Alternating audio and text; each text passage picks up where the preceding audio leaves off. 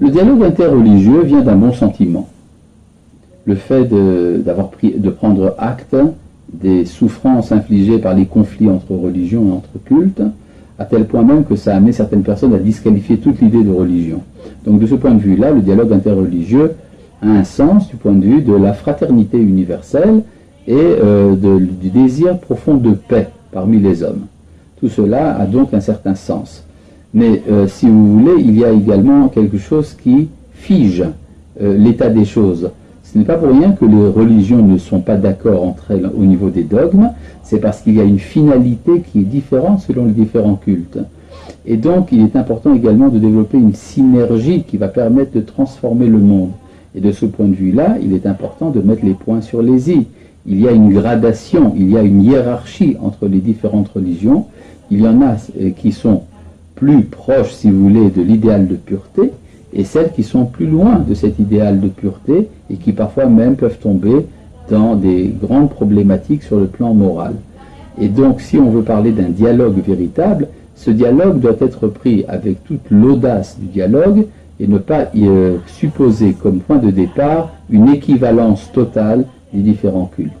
Donc, si vous voulez, dans notre organisation à nous, dans Berit Olam, nous ne sommes pas intéressés, bien que nous ne font pas cela, nous ne sommes pas intéressés par le dialogue interreligieux. Nous avons une mission qui est celle de purifier les différentes obédiences religieuses de l'humanité et de les amener à être ce qu'elles devraient être dans leur pureté originelle.